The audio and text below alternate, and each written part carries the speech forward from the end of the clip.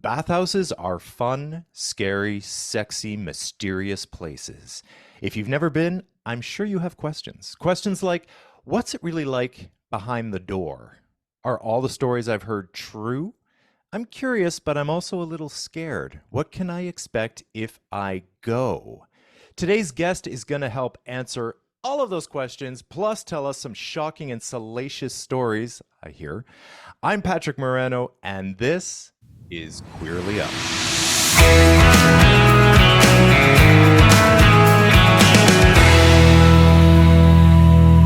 Joining me today is the general manager of Steamworks Seattle, Chris Peterson. Chris, welcome to Hello. the show.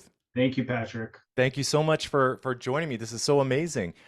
What I love about this is that I just saw you a few weeks ago at the North American Bathhouse Association conference in Las Right. Vegas, Thank you right? for joining us. Yeah, well, please, thank you. I mean, imagine my surprise and delight one morning when I opened my email and I saw an email from you basically inviting me to this thing that I didn't even know existed, but which is right up my alley. I was so flattered, and I just hope that I was able to contribute in a meaningful way. For sure, for sure. I want to say in the last year or two, I became aware of your channel. And when the time came to do another conference this year, I was a member of the board. So I was critical in the planning stages. And I said, we have to get this guy out here and pick his brain. And who knows, maybe he'll make a video of the conference and kind of spread the word a little bit more about what we do there. Well, he did make a video about the conference, and I've been getting comments, people saying, "Oh, thank you so much for doing this video. I didn't know that this existed," which obviously, I didn't even know it existed. So, Right. lots of people opened up their eyes and they're thrilled about it. They're like, "I'm so happy that this type of thing exists," you know? Yeah, it's relatively new. I think they started it in 2012.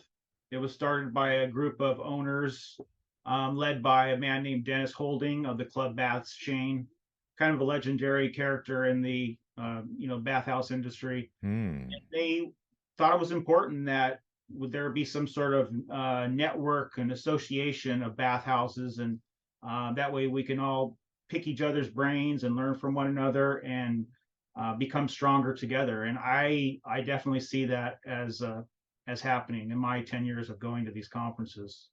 How have you seen it evolve over the years? Many ways, many ways. It's it's gotten bigger, and a lot of things have changed from when I first went. For example, the trans issue Hmm. wasn't as big, right? And a Yeah. lot of clubs were still very hesitant to open their doors to trans people. Mm-hmm. And there's a lot of guys from the old school who thought that the trans people were going to invade the club, or by opening the door to trans people was going to become your club would become a swingers club, which is Right. none of us want. Right. Yes. um, but people like Cherry Baum, who you met, the general manager of the Club Pittsburgh, Pittsburgh. Yeah. really helped open our eyes. Cherry basically said, listen, not all gay men want to go to bathhouses, right? So you open your doors to trans folks. Not all Mm. trans folks are going to come to your club. That's a great point. Not all of them are going to, some will come to your club once, and that'll be the only time. And those that do decide to be return customers, that's another customer in your pocket. Yep. So Yeah. look at it from the bottom line, and look at it from the your relationship with the community. When Mm. I first started at Steamworks, we had a policy of no women, no cross dressers. It Right. was very old school. Yeah. And I'm in Seattle, so it's a very progressive, very liberal oriented place. Mm-hmm. So tried to start pushing back on that basically soon after I became general manager. Yeah. But yeah, people like Cherry Baum really opened our eyes. Sherry, I think, is one of the few transgender general managers in the bathhouse industry that I'm familiar with, and I Yeah. I know most of them, right? Yep. um, but yeah, things like the trans issue. There were bathhouse owners at some of those first meetings that, when the discussion came up about prides and rainbow flags, they wouldn't even raise a rainbow flag outside of their Oh, venue okay. because they were in a part of the country that's more conservative or more, Mm, um, so that was, eye-opening to me because here in Seattle, we really never faced any kind of homophobia from the community ever. right, right, right, I've researched the history of this.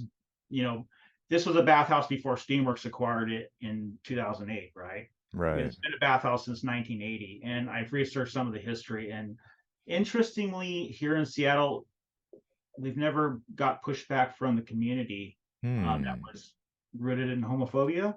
Yep. Uh, Interestingly, this is a 100-year-old building that we're in, right? So in 1980, a group purchased it to make it a bathhouse, and I because I love history, and of course I love this business. I sort of dug through the old community input review and whatnot, and the biggest objection was from the neighborhood was that it would impact parking.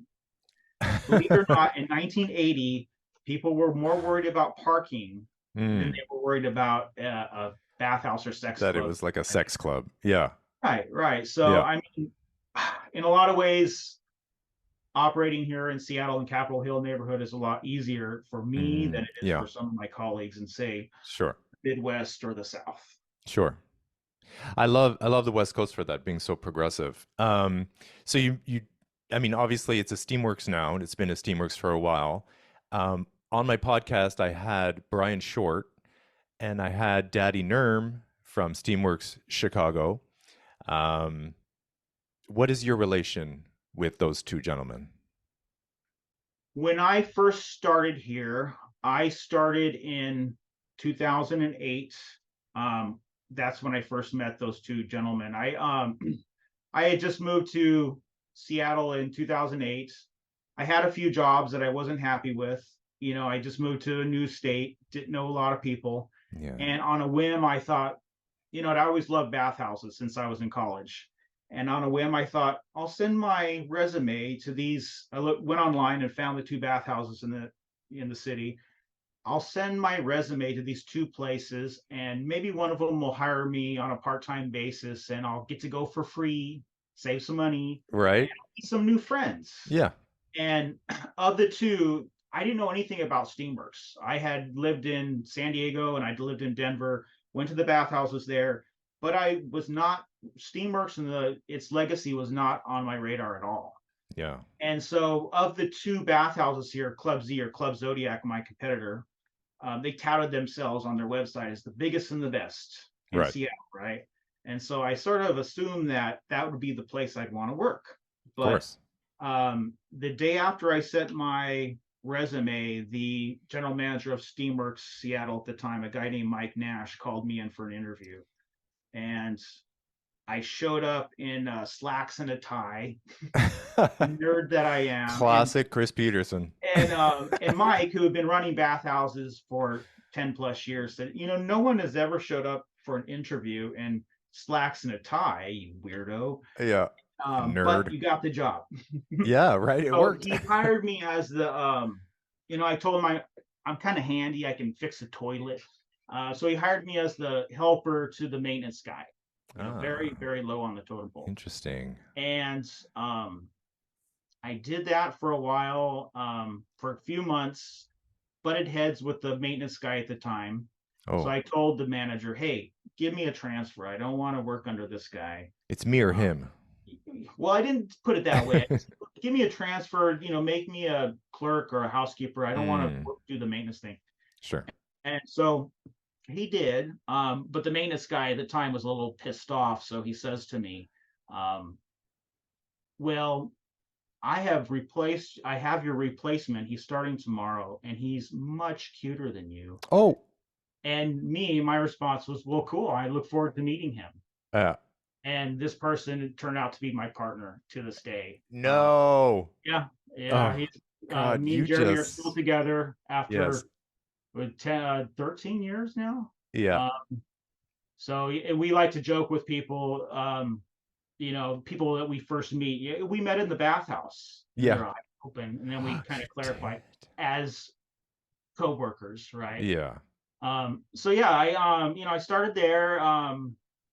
In about after a year or two, they made me the night manager, which in Ooh. the Steamworks world, and I think at a lot of the clubs, the night manager is one of the toughest jobs, because you're working at night when it's Yeah, busier, sure. when the people that are coming are more interesting and more Well, interesting. That's a nice word to put. extra, Nice. as the kids say. Yes. Yes. Yeah. Yeah. So Things happen at night, right? yeah, and Yeah. you work on the weekends when Well, these so places are busier. yeah. So I did that for a couple of years, sort of cut my chops there, and in that doing that, that's when I got to meet Brian Short and Ah, Nirma Paul, and Nirma Paul obviously runs the biggest club in arguably the world, Steamworks Chicago. yeah.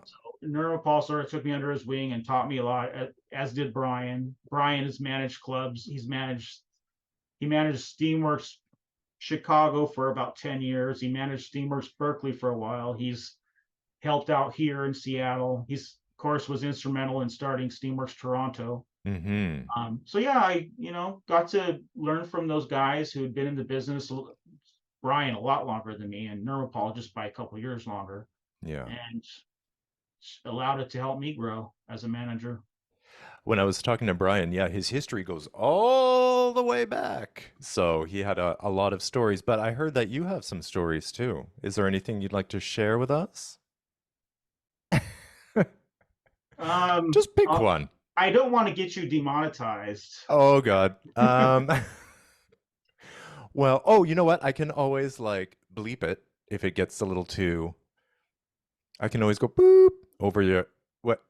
I will tell you this one story, and I Okay. guess it's a matter of public record, so it Yeah. won't hurt us. But in the course of running a place like this, you run into legal issues sometimes. And Mm. we had a person about 10 years ago. He came with his partner.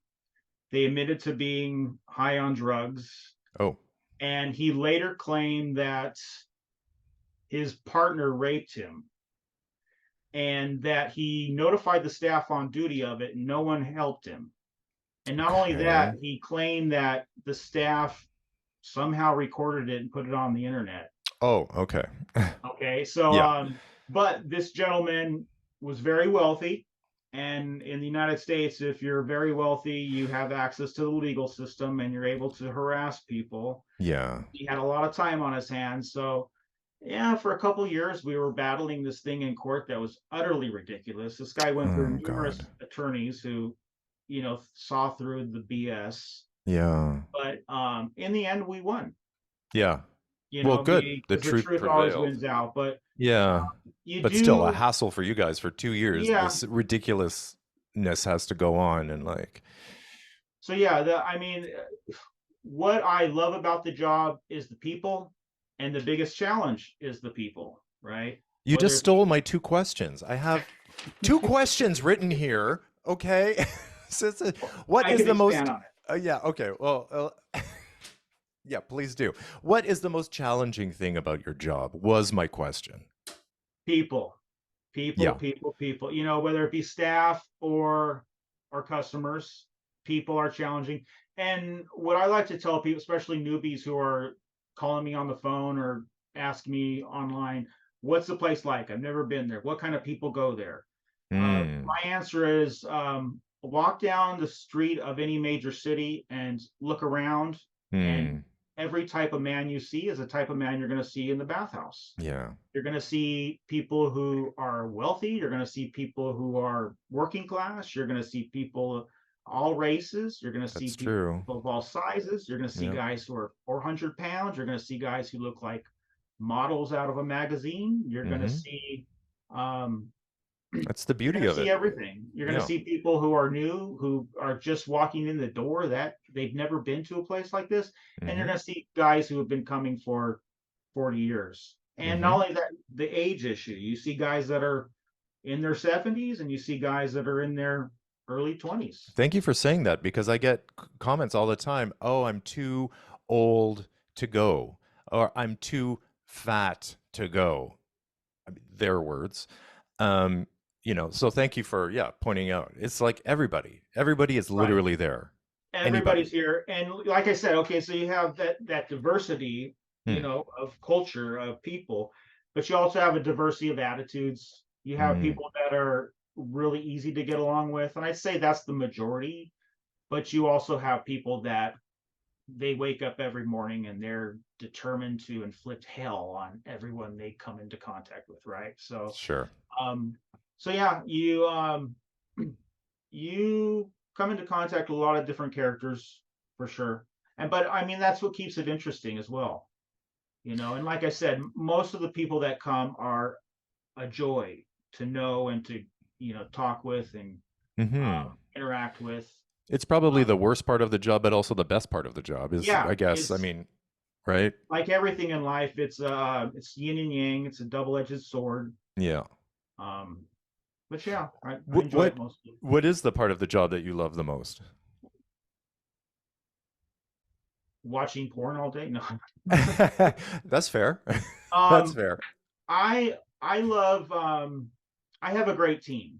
And Yeah. if you ask any of the other bathhouses, they'll tell you our team is great. Uh, Mm. one of my guys has been here since George W. Bush was president. Oh, Okay. wow. Yeah. Most of my guys have been here for 10 plus years.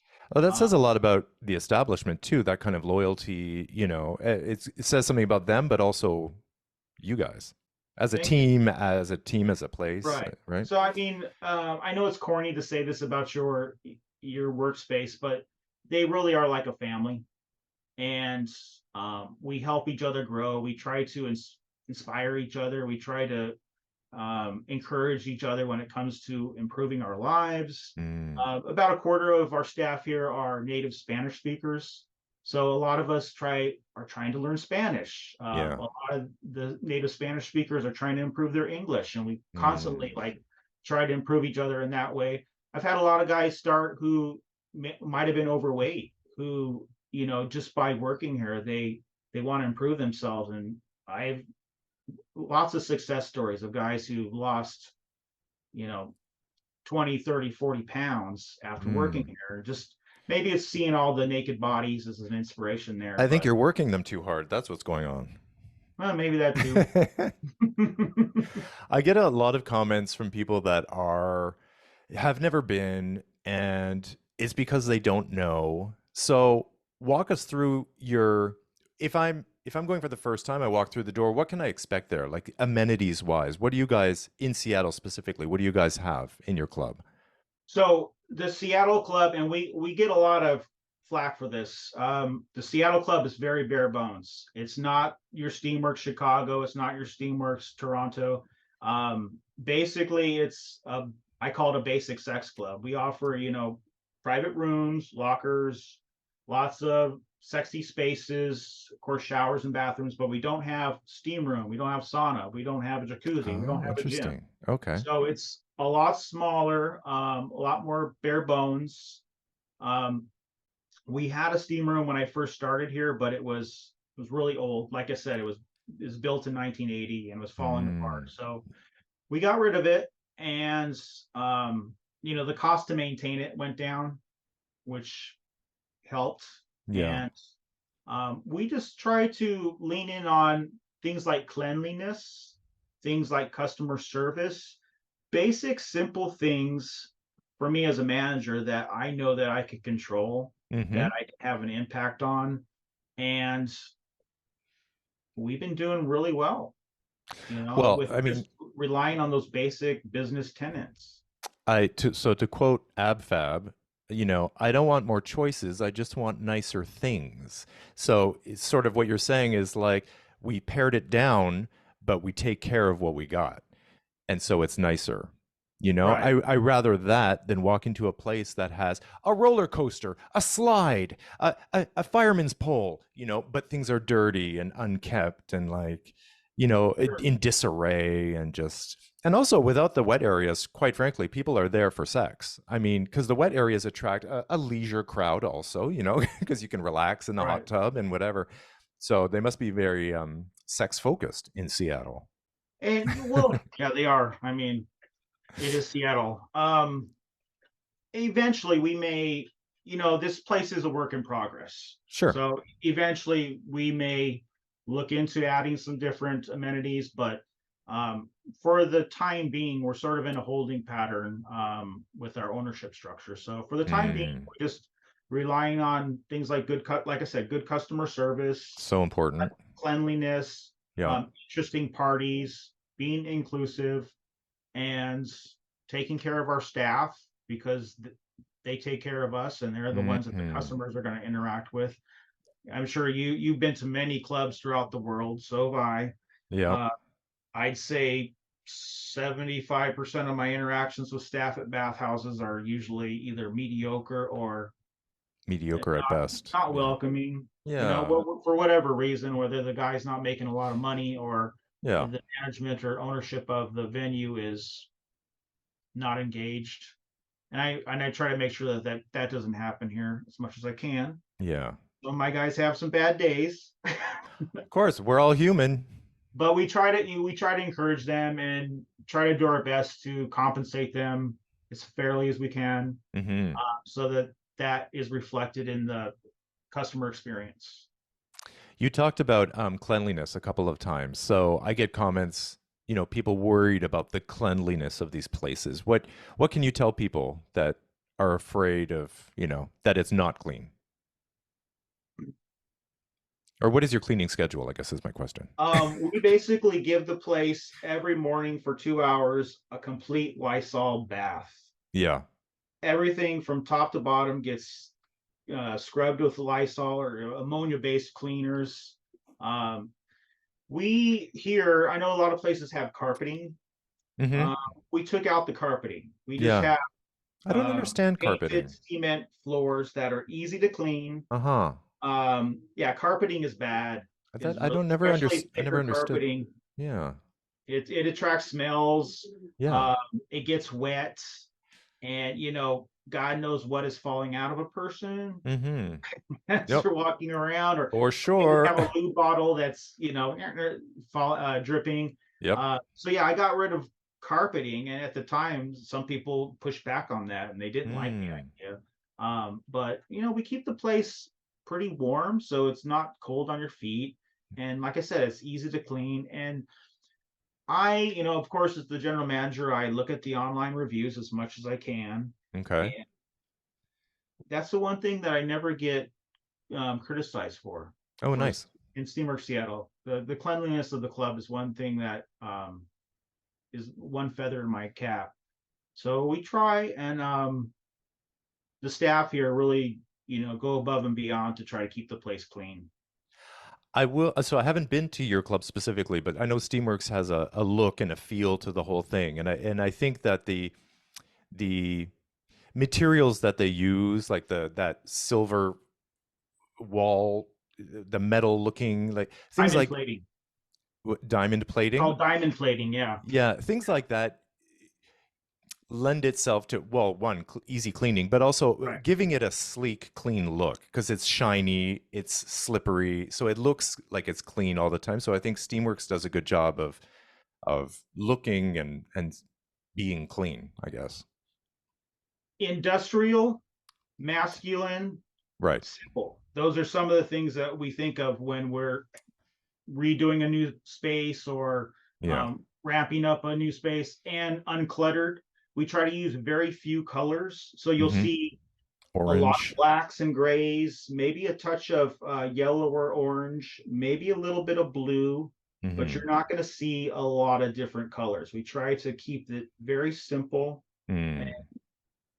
I don't know if masculine is the right word, but that word has Well, I been. think so. I know what you're saying. Yes, industrial also, Um, the word cluttered, that when I think clutter, I think dirty.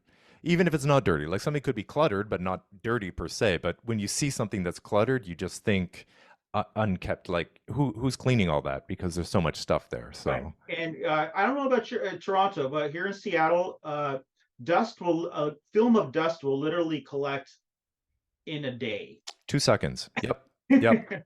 Yeah. So the less cluttered things are, the easier it is to dust. And like I said, every morning for 2 hours, we turn up all the bright lights, and I have a team of 3 guys that literally drench the place in ammonia, and try to take care of that. But yeah, clutter just is not good for that. I've been to some clubs that look like a TGI Fridays. You Like a know, they had a garage lot of sale or something. things on the walls. Things everywhere. Yeah. You might be aware of one we recently visited. And to me, Oh. that is not conducive to cleanliness, to easy cleaning.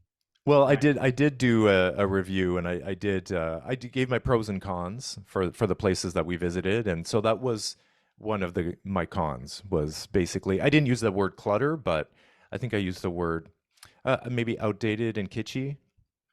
But Right. it's just stuff for stuff, and I think in a place like that you don't want so much stuff. I don't need so much stuff, It's you true. know. It's tempting. Some of my guys, will come to me with, "Hey, let's get this thing. Let's even it's just a statue or something to look at." I have to catch myself and say, "Okay, is it going to be easy to clean?"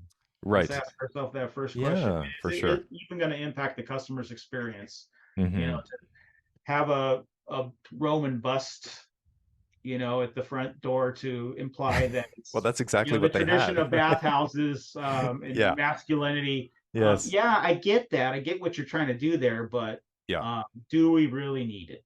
Yeah. I went to a place in Paris and it was cluttered. It was very styled in a specific sort of Indian way, like wood Mhm. carvings and elephants and stuff like that, which I liked the motif, but I think maybe it was overdone and I just felt overwhelmed by the theme.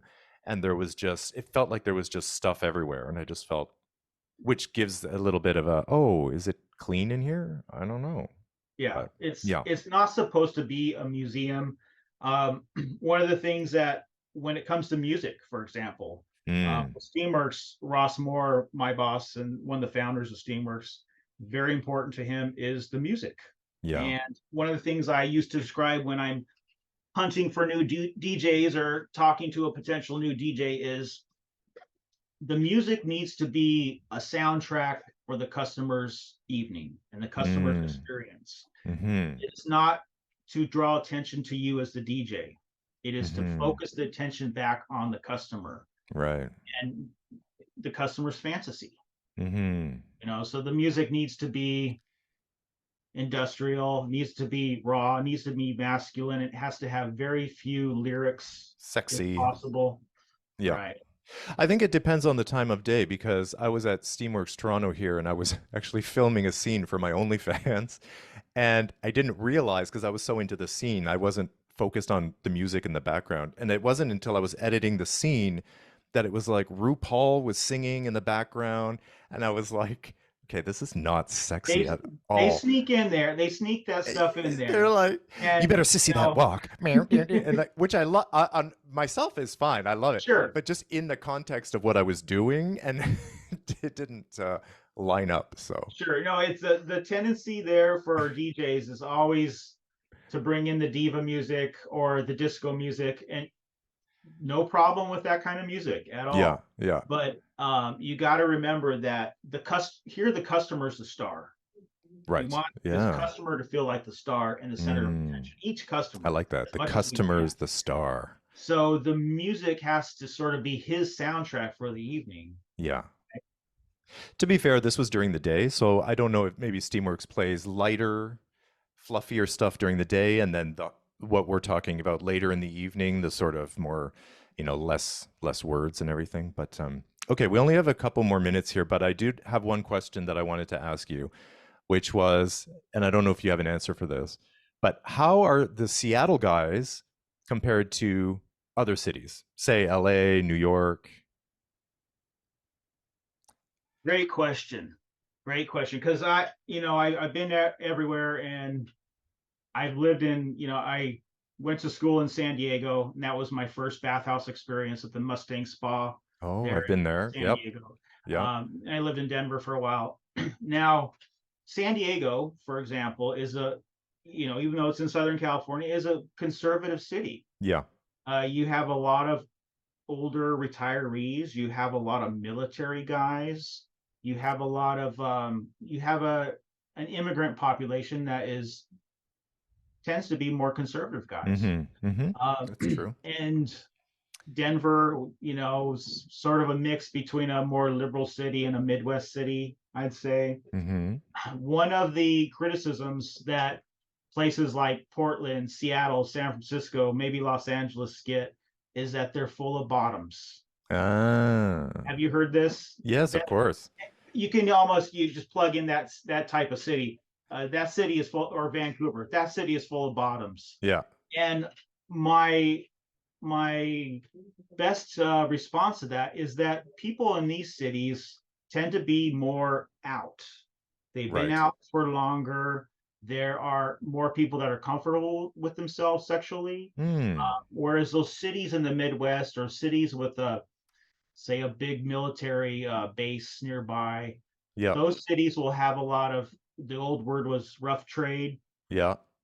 guys who are just dipping their feet in for the first time, probably a little bit more experimental than Yeah. guys who have been gay for decades, right? Yeah. So that's what I find. Now Seattle has a reputation too of, um, they call it the Seattle freeze. Okay. Have you heard of this? No. Okay, so people knock on Seattle that you come to Seattle and you meet somebody and he'll ghost you. Ah. You meet someone, you have a good time, whether it's sexual or as a friend, and you get ghosted real quick. Uh, Ah. that people sort of will use you and abandon you. And Okay. my explanation for that is Seattle is a, think about who would want to move to Seattle. Okay, it's in the far corner of the country. It's dark. It's Most people think it's in a forest. Yeah. Who would want to move here? Yeah. Introverts, right? Okay. Not necessarily your the guys that want to move to Los Angeles and start a podcast. Right, right. Or a YouTube channel. Right. Yeah. So there's a lot of tech people here. Mm. So the type of people that want to move here tend to be introverts. Okay. Seattle is a very hilly place, so even though a guy might live in the same city or a different neighborhood, it takes forever to get there. You definitely Yeah. don't want to walk there. Uh, Yeah. so there are a lot of barriers to integration in Seattle. So you hear Okay. that criticism a lot. People are cold and distant, Yeah. but it is what you make of it. But geography, you're saying geography has something to do with that. Oh, for Yeah. sure. It's The Yeah. city is really divided up with a lot of Well, I hills. think that's true anywhere. The geography of a city anywhere is gonna have an effect on the people, Public transport how isn't the they greatest. interact. Yeah. Public transport isn't the greatest here. Yeah. Yeah, so we get a lot of criticism for being cold and distant. Now, I will say, because we're one of our sister cities is Vancouver. So Yes. I go to Vancouver a lot, and I have a lot of friends that live in Vancouver. And when I go there, all the boys there, when they come to Seattle, they get a lot of attention, and they love it, and they Of love Seattle, course. Yeah. and vice versa. So when Of a lot course. of Seattle guys go to Vancouver, they're immediately the star on the apps, and they get a lot of attention, and they love it, and they think it's totally different from Seattle. But in a Mhm. lot of ways, I think the two cities are very similar. Yeah. I call It's just the Vancouver the fact of going to another city where you're just like fresh meat, right? So right. that was a full and complete answer. That was a bigger, completer answer than I could have asked for. We're running out of time now, so I'm going to say goodbye for Thank you, now. Patrick. For now, because I'm going to see you next year, right? At Yes, least, I hope you make it to our next conference. right? Is it going to And be next year, I'm going to have you on a panel by yourself. yes? Yay, I get to talk. Yes, we want more Patrick for sure. Chris, thank you so much for joining us today. Thank you, Pat. I'll see the rest of you in the next episode of Thank you, Queerly sir. Us.